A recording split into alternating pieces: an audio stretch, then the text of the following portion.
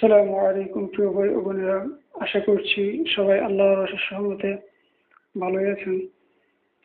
তো বন্ধুরা, তৃতীয় বিশ্বযুদ্ধের ঝনঝনানি শুরু হয়ে গেছে। ইতিমধ্যে আপনারা জানেন রাশিয়া ইউক্রেন যুদ্ধ চলছে। কিছুদিন পূর্বে ভারত পাকিস্তান যুদ্ধ হয়ে গিয়েছে, আবার নতুন করে হওয়ার সম্ভাবনা রয়েছে। এবং ইরান ইসরায়েলের 12 দিনের যুদ্ধ তো আপনারা দেখলেনই, এটা আবার শুরু হওয়ার সম্ভাবনা রয়েছে। আবার ওইদিকে কম্বোডিয়ায় এবং ভিয়েতনামের মধ্যে, থাইল্যান্ড এবং ভিয়েতনামের মধ্যে, কম্বোডিয়ার মধ্যে যুদ্ধ হয়ে গেল। তদ্রুপ চীন এবং তাইওয়ানের মধ্যেও একটা বিরোধ চলতেছে। এদিকে আবার মায়ানমার সীমান্ত থেকে প্রতিনিয়তই বাংলাদেশের জন্য হুমকি দিয়ে যাচ্ছে। আবার বাংলাদেশ এবং ভারত সীমান্তেও ভারত আগ্রাসী আচরণ করতেছে। সব মিলিয়ে মোটামুটি তৃতীয় বিশ্বযুদ্ধের মধ্যে যে আমরা আছি, বা তৃতীয় বিশ্বযুদ্ধ চূড়ান্ত রূপ ধারণ করার যে বাকি আছে, সেটা বুঝতে আর তেমন কোনো বিশেষজ্ঞ হওয়ার দরকার নেই। তো সারা বিশ্বের যে এই যে যুদ্ধের ঝঞ্ঝনানি, সেটার মূল কারণ কিন্তু যদি বলতে হয় তাহলে বলতে হবে আমেরিকা। কারণ আমেরিকা সারা বিশ্বের মধ্যে যুদ্ধ লাগিয়ে দিয়ে তাদের অস্ত্রের বাজারকে চাঙ্গা করে, তাদের অস্ত্র ব্যবসাকে লাভবান করে। আবার তারাই আবার আহ, যুদ্ধের মাঝখানে এসে শান্তি চুক্তি করে। তো আপনারা জানেন যে পৃথিবীতে ইতিমধ্যে দুইটি বিশ্বযুদ্ধ হয়ে গিয়েছে। এর মধ্যে প্রথম বিশ্বযুদ্ধ এবং দ্বিতীয় বিশ্বযুদ্ধ। প্রথম বিশ্বযুদ্ধ এবং দ্বিতীয় যুদ্ধে পৃথিবীর কোনো দেশ আমেরিকার মূল ভূখণ্ডের জন্য কোনো হুমকি তৈরি করতে পারেনি, কেবলমাত্র জাপান পার্ল হারবারে আক্রমণ করা ছাড়া। জাপান কেবলমাত্র দ্বিতীয় বিশ্বযুদ্ধের আমেরিকার পার্ল হারবারে আক্রমণ করতে পেরেছিল, কিন্তু আমেরিকার অন্যান্য ভূখণ্ডে কেউ কোনো সময় কোনো থ্রেট তৈরি করতে পারেনি। সময় অনেক বদলে গেছে। এখন অনেক দেশের কাছেই আমেরিকার মূল ভূখণ্ডে আক্রমণ করার মতো সক্ষমতা আছে, এবং সেই পরিমাণ মিসাইল, পারমাণবিক বোমা এবং অন্যান্য ধ্বংসাত্মক অস্ত্র রয়েছে।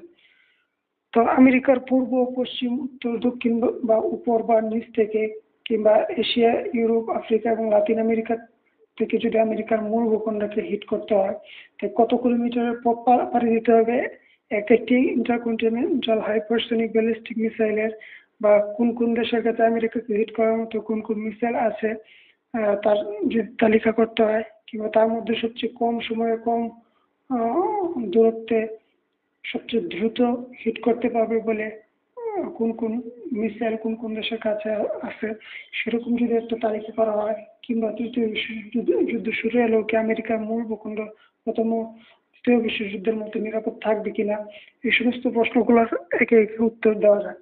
প্রথমেই বলা যাক যে আমেরিকাকে হাইপারসনিক নিউক্লিয়ার মিসাইল দ্বারা যদি আঘাত করতে হয়, তাহলে তার দূরত্ব এবং সম্ভাব্য সময় নিয়ে আমেরিকার দিক ভিত্তিক ন্যূনতম দূরত্ব যদি আমরা একটা হিসাব করি, তাহলে দেখতে পাবো যে পূর্ব এশিয়া, বিশেষ করে চীন এবং রাশিয়া থেকে যদি আমেরিকার মূল ভূখণ্ডে আক্রমণ করতে হয়, তাহলে আপনাকে 10,000 থেকে 12,000 কিলোমিটারের পথ পাড়ি দিতে হবে। বিশেষ করে চীন, রাশিয়া এবং উত্তর কোরিয়া যদি আমেরিকাকে হিট করতে চায়। আর পশ্চিম ইউরোপ থেকে যদি আপনি আমেরিকাকে আক্রমণ করতে চান, পশ্চিম ইউরোপ বলতে রাশিয়ার অংশকেই বোঝাচ্ছে। তো পশ্চিম ইউরোপ থেকে যদি আপনি আমেরিকাকে হিট করতে চান, সেক্ষেত্রে 8,000 থেকে 10,000 কিলোমিটার পথ আপনাকে পাড়ি দিতে হবে।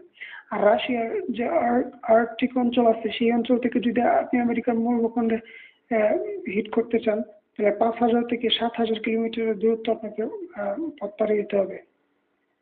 রাশিয়া কিন্তু বিশাল একটা ভূখণ্ড, এই কারণেই পূর্ব এশিয়া, পশ্চিম ইউরোপ বা রাশিয়া বা উত্তর রাশিয়া, অর্থাৎ আর্কটিক থেকে আক্রমণ করার কথা বলা হচ্ছে। মূলত এটা বলা হচ্ছে রাশিয়ার এই বিশালত্বের কারণে। রাশিয়ার এক এক অঞ্চল থেকে আমেরিকার দূরত্ব এক এক রকম।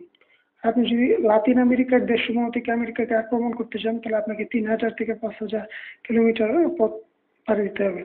আর আপনি যদি উপর বা নিচ থেকে, অর্থাৎ স্যাটেলাইট কিংবা সাবমেরিন দিয়ে আমেরিকাকে আক্রমণ করতে চান, তাহলে 100 থেকে 1,000 কিলোমিটারের মধ্যে আপনি করতে পারবেন। বিশেষ করে চীন যদি রাশিয়া আমেরিকার উপর থেকে, অর্থাৎ স্যাটেলাইট দিয়ে বা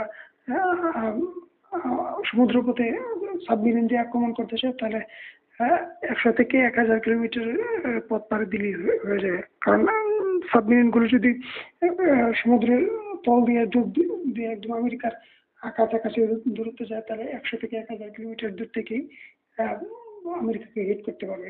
আর স্যাটেলাইট দিয়ে যদি আক্রমণ করা হয়, মহাকাশে যদি যুদ্ধ হয়, অর্থাৎ আমেরিকার যে কাছে যে সমস্ত চীন এবং রাশিয়ার কাছে যে সমস্ত স্যাটেলাইট আছে, সে সমস্ত স্যাটেলাইটে প্রেরণকারী যে রকেটগুলো আছে, সেই রকেটের মধ্যে যদি নিউক্লিয়ার ওয়ারহেড ভরে আমেরিকাকে আক্রমণ করতে চায়, সেক্ষেত্রে 100 থেকে 1000 কিলোমিটার পাড়ি দিলেই হবে। সবচেয়ে কম দূরত্ব হচ্ছে যা রাশিয়ার আর্কটিক থেকে যদি আক্রমণ করা হয়, অর্থাৎ 5000 কিলোমিটার দূরত্ব।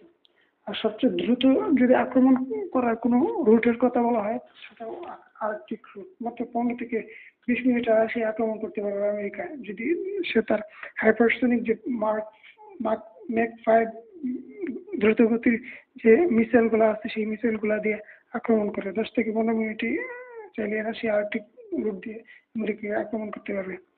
আর আমেরিকাকে আক্রমণ করার জন্য সবচেয়ে পাওয়ারফুল যে মিসাইলগুলো আছে, সেই মিসাইল অর্থাৎ ICBM, SLBM বা হাইপারসনিক মিসাইল যেগুলো আছে, সেগুলো যদি তালিকা করা হয়, তাহলে দেখা যাবে যে রাশিয়ার কাছে যে RS-28 সারমাত ICBM আছে, সেটা দিয়ে যদি আক্রমণ করেন, সেটা কিন্তু আপনার সেটার রেঞ্জ হচ্ছে যে 18,000 কিলোমিটার। এটা 20 মিনিটের মধ্যে আমেরিকাকে কাবু করে ফেলবে। আর রাশিয়ার কাছে যে এভেনগার্ড হাইপারসনিক মিসাইল আছে, যেটার রেঞ্জ হচ্ছে 10,000 কিলোমিটার প্লাস, সেটা কিন্তু প্রায় 15 মিনিটে আমেরিকাকে আক্রমণ করতে পারবে। আর চীনের কাছে যে DF-41 ICBM আছে, সেটা দিয়ে যদি আক্রমণ করতে চায়, তাহলে যেটার রেঞ্জ হচ্ছে আপনার 15,000 কিলোমিটার, 25 মিনিটের মধ্যেই চীন চাইলে আমেরিকাকে আক্রমণ করতে পারবে। চীনের অন্য একটি মিসাইল DF-17 হাইপারসনিক, এটার রেঞ্জ হচ্ছে যে এটার রেঞ্জটা 2500 কিলোমিটার প্লাস। আর সম্ভবত 25,000 কিলোমিটার হবে এটা প্লাস রেঞ্জ। আর এটা 10 থেকে 12 মিনিটে আক্রমণ করতে পারবে আমেরিকাকে। এটা হচ্ছে যে অতি অতি দ্রুত গতির, মানে সুপার হাইপারসনিক বলা যায় যাবে। আর উত্তর কোরিয়ার কাছে এমন কিছু মিসাইল আছে, যেমন উত্তর কোরিয়ার কাছে আছে ওয়াসং 15 ICBM, যেটার রেঞ্জ প্রায় 13,000 কিলোমিটার। উত্তর কোরিয়া যদি তার ভূখণ্ড থেকে আমেরিকাকে আক্রমণ করে, তাহলে 30 মিনিটের মধ্যে আক্রমণ করে দিতে পারবে। ইরানের কাছে খাইবার শিকান ব্যালিস্টিক মিসাইল আছে, যেগুলোর রেঞ্জ হচ্ছে যে 2,000 কিলোমিটার। এটা দিয়ে ইউরোপ বা মধ্যপ্রাচ্যে যে আমেরিকার যে ঘাঁটিগুলো আছে, সেগুলোকে ইরান ছেড়ে আক্রমণ করতে পারবে। যদি ইরান সাম্প্রতিক সময়ে তাদের খোরামশোর-5 মিসাইল আপগ্রেড করছে, যেটা দিয়ে আমেরিকার মূল ভূখণ্ডে আক্রমণ করা সম্ভব, বা ইরানের কাছে যে মহাকাশের স্যাটেলাইট প্রেরণকারী রকেট আছে SLBM, যেটা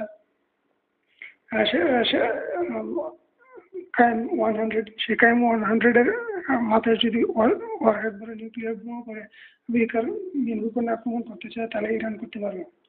ভারতের কাছে কিছু মিসাইল আছে, যেগুলোকে মনে করা হয় যে আমেরিকার মেন ভূখণ্ডে আক্রমণ করতে পারবে। যেমন ভারতের কাছে আছে অগ্নি-5। এটার রেঞ্জ বলা হচ্ছে যে 5,000 কিলোমিটার প্লাস। প্রকৃত সত্য আল্লাহ ভালো জানে। তো এই ছিল আপনার দেশসমূহ, যে দেশসমূহ চাইলে কিন্তু আমেরিকাকে আক্রমণ করতে পারে। তাছাড়া যুক্তরাজ্য, বিশেষ করে যদিও যুক্তরাজ্য বা ফ্রান্সের মতো দেশসমূহ কখনোই আমেরিকাকে আক্রমণ করবে না, তারপরে যদি ধরে নিই যে ফ্রান্স বা যুক্তরাজ্য কোনো সময় আমেরিকাকে আক্রমণ করবে, সেক্ষেত্রে ফ্রান্সের কাছে M51 SLBM আছে, যেটার রেঞ্জ প্রায় 10,000 কিলোমিটার। 20 থেকে 25 মিনিটের মধ্যে চাইলে ফ্রান্স তাদের M51 SLBM দিয়ে আমেরিকার মেন ভূখণ্ডে আক্রমণ করতে পারবে। যুক্তরাজ্য ওর কাছে ট্রাইডেন্ট 2 নামক যে SLBM আছে, যেটা রেঞ্জ প্রায় 12,000 কিলোমিটার প্লাস, 25 মিনিটে কিন্তু যুক্তরাজ্য চাইলেই আমেরিকার মেন ভূখণ্ডে আক্রমণ করতে পারবে। তো এই ছিল মূলত আমেরিকাকে যে সমস্ত দেশ আক্রমণ করতে পারবে, যার আক্রমণ করার মতো সক্ষমতা আছে, তাদের তালিকা। এর মধ্যে যতগুলো মিসাইলের কথা উল্লেখ করলাম বন্ধুরা, তার মধ্যে রাশিয়ার এভেনগার্ড যে হাইপারসনিক গাইড ভেহিকেল আছে, সেটা কিন্তু 10 থেকে 15 মিনিটে মার্ক 20 গতিতে আমেরিকার মেন ভূখণ্ডে আক্রমণ করতে পারে। তো আজ এ পর্যন্তই, দেখা হবে আপনার কোনো ভিডিওতে। তো সে পর্যন্ত সবাই ভালো থাকবেন। আল্লাহ হাফেজ।